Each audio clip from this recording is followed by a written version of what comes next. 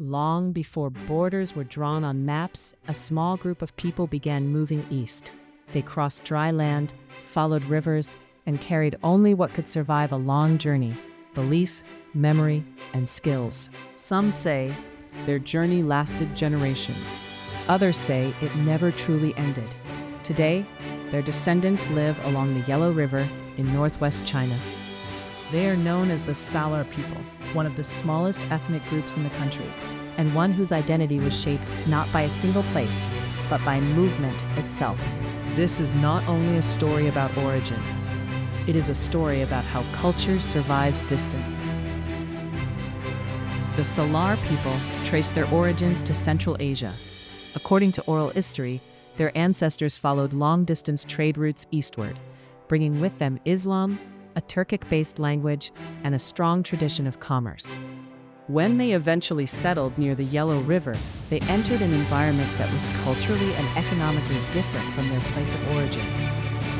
To survive, they relied on three key systems: faith, family networks, and trade.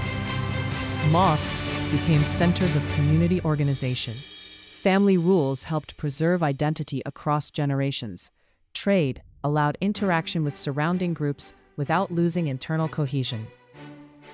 Over time, the Salar learned how to maintain a distinct identity while participating in the local economy. This balance became one of their defining characteristics. For the Salar people, trade was not simply a way to earn income. It was a system that organized social life. Because many families depended on repeated transactions, reputation mattered. A merchant who broke trust would not only lose customers, but also harm the standing of their family. As a result, honesty, consistency, and long-term thinking were emphasized from an early age.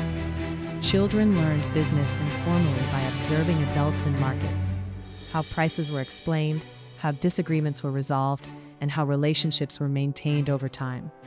These repeated practices created shared expectations. There was no written rulebook, but behavior was regulated by community memory.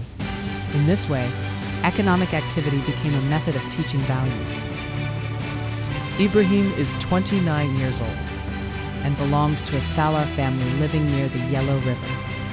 His grandfather traded livestock.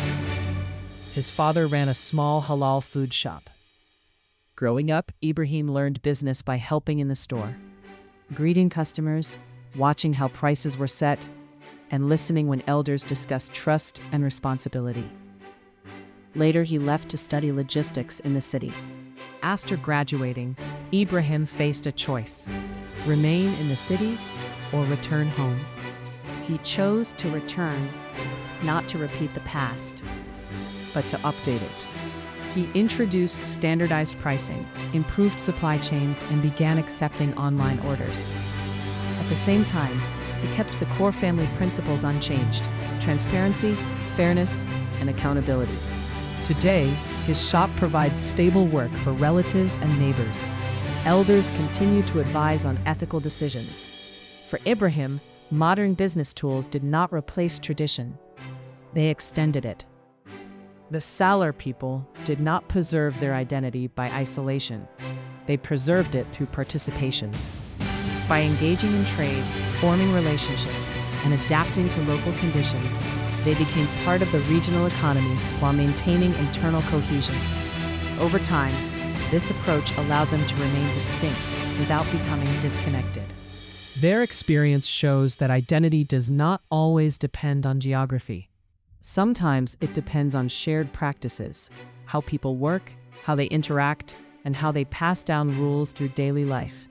The journey of the Salar people did not end when they stopped moving. It continued in everyday decisions, in how business is done, how faith is practiced, and how promises are kept. Across deserts and rivers, they carried more than goods. They carried a way of organizing life. And today, along the Yellow River, that journey still continues, quietly, steadily, one generation at a time.